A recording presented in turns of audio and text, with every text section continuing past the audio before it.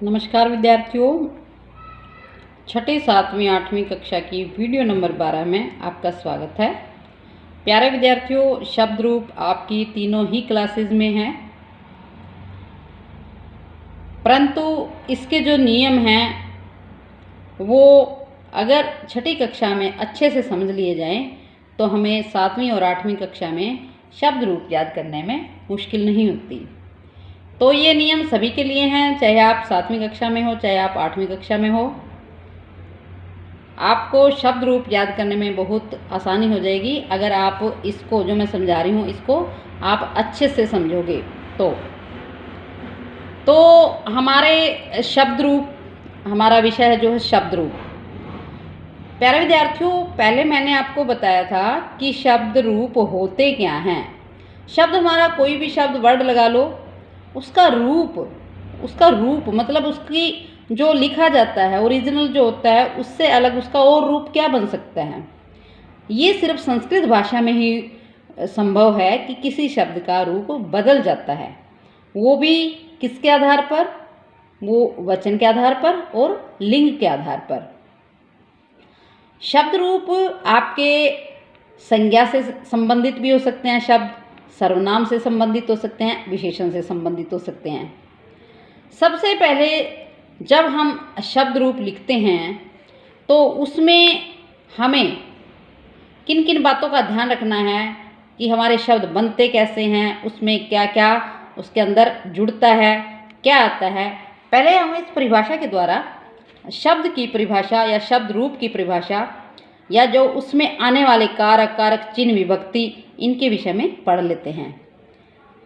संज्ञा, सर्वनाम आदि के साथ प्रत्यय जोड़कर कारक के अनुसार उनका प्रयोग किया जाता है। संज्ञा आपको पता है कि किसी व्यक्ति, वस्तु, स्थान के नाम को संज्ञा कहते हैं। सर्वनाम जो संज्ञा की जगह प्रयोग होते हैं। इनसे संबंधित, चाहे वो संज्ञा से संबंधित आपका कोई भी शब्द हो, चाहे सर्वनाम से संबंधित हो, कोई भी शब्द आ जाए, उनके साथ प्रत्यय जोड़कर, प्रत्यय और उपसर्ग भी प्यारे विद्यार्थियों पता होगा आपको। उपसर्ग क्या होते हैं? किसी शब्द के आगे लगकर उसका जो अर्थ बदल देता है, और प्रत्यय किसी शब्द के जो पीछे लगकर उसका अर्थ बदल देता है। तो उन प्रत्ययों के साथ, यानी कि वो जो शब्द आए उनके साथ प्रत्यय जोड़कर कारक के अनुसार उनका प्रयोग किया जाता है। उन शब्दों का कारक के अनुसार। कारक क्या होता है? कारक जिसका क्रिया से सीधा संबंध हो। कारक क्या होता है? जिसका क्रिया से सीधा संबंध, ऐसे शब्द जिनका क्रिया से सीधा संबंध हो। तो वो शब्द क्या हैं? प्रत्यय के साथ जुड़ जाता है और कारक के अनुसार उनका प्रयोग किया जाता है, उसी को विभक्ति कहते हैं। शब्द रूप में हमें कारक को भी जानना पड़ेगा। कारक हमारे देखिए, जैसे कारक, पहला कारक है कर्ता, जिसमें काम करने वाला कर्ता स्वयं होता है। यदि कर्ता स्वयं है, यदि कारक हमारा कर्ता है, तो उसमें हमारी विभक्ति का प्रयोग होगा प्रथमा विभक्ति का। कर्म कारक में द्वितीय विभक्ति, करण में तृतीया, संप्रदान में चतुर्थी, अपादान में पंचमी, संबंध में षष्ठी। यहाँ एक बात और मैं बता देती हूँ कि संस्कृत भाषा में संबंध कारक को कारक नहीं माना जाता। क्यों? क्योंकि संबंध जो कारक होता है उसका क्रिया के साथ सीधा संबंध नहीं होता, और हमारी कारक की परिभाषा क्या है कि जिसका क्रिया के साथ सीधा संबंध हो। लेकिन संबंध कारक में ऐसा नहीं है, इसलिए इसको संस्कृत भाषा में संबंध कारक को कारक काउंट नहीं करते। परंतु विभक्ति तो इससे रिलेटेड आती है। संबंध में षष्ठी विभक्ति, अधिकरण में सप्तमी विभक्ति, और संबोधन में संबोधन होता है, किसी को बुलाना। तो सबसे पहले हमें इन बातों को ध्यान में रखना है कि जब भी हमारा शब्द रूप चलेगा, हमें उसमें सबसे पहले विभक्ति लिखनी पड़ेगी कि जो हमारा कर्ता है, वो जो हमारी क्रिया है, वो कर्ता प्रथम करता है या कर्म यानी कि दूसरे कारक के अनुसार कार्य करता है, उसमें द्वितीया आएगी।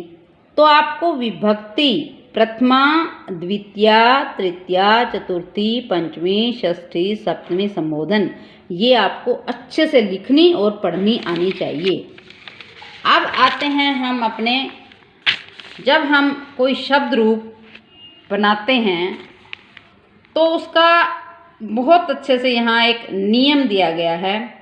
अगर आप इसको याद कर लेते हो तो आपको शब्द रूप बहुत आसानी से याद हो जाएगा। देखिए, मैंने पहले ही बताया है कि विभक्ति आपको याद करनी पड़ेगी। विभक्ति में हमारा प्रथमा में मतलब हमारा कर्ता कारक होता है प्रथम, पहला, उसमें प्रथमा विभक्ति लगती है। फिर मैंने बताया था कि जो हमारे शब्द हैं वो वचनों के अनुसार उनका रूप बदल जाता है। मान लो मैंने यहाँ पे राम लिख दिया, अब शब्द क्या है हमारा राम। अब इस राम का रूप यानी कि जो राम लिखा हुआ है, कहीं पे ये रामऊ बन जाएगा, कहीं पर ये रामहा बन जाएगा। वो क्यों बना है वो आपको पूरे शब्द रूप में इस नियम के आधार पर पता लग जाएगा। जैसे प्रथमा में इन्होंने कहा है कि यदि आपका कोई शब्द है और प्रथमा एक वचन में लिखना है तो उस शब्द को लिख दो और उसके साथ यहाँ पर विसर्ग लगा दो, तो आपका क्या बन जाएगा, वो उस शब्द का रूप बन जाएगा। ये देखिए, इधर मैंने आपको करके दिखा रखा है। विभक्ति वही है, राम हमारा शब्द रूप चला हुआ है। प्रथमा विभक्ति में राम, मैंने नियम में क्या कहा है कि एक वचन में विसर्ग लग जाते हैं जो हम शब्द चला रहे हैं उसके पीछे। अब राम हमने शब्द चला रखा है, राम लिख के क्या लिख दिया, पीछे विसर्ग। ऐसे द्विवचन में देखिए, यहाँ पर द्विवचन में औ लगाना था, यहाँ पर राम शब्द चला हुआ था, क्या बन गया, रामऊ। यहाँ पर रामहा, क्योंकि यहाँ पर भी क्या था, आहा। तो सबसे पहले बच्चों आपको ये नियम आपको याद करना है। अगर आपने ये याद कर लिया तो उसके आधार पर आप अपने शब्द रूप भी बना सकते हैं। तो प्यारे विद्यार्थियों, पहले तो आप अपनी कॉपी में ये नियम, ये जो मैंने पीछे समझाए हैं, पहले तो ये लिखोगे। 7वीं 8वीं, छठी 7वीं 8वीं तीनों क्लासेस के लिए हैं ये। चाहे आपने पहले सीख रखे हैं, लेकिन ये बहुत इजी मेथड है, आसान तरीका है। आप इसको अपनी नोटबुक में लिखोगे। ध्यान से देखना, ये मैंने आपको सारा कुछ समझाया है, बताया है।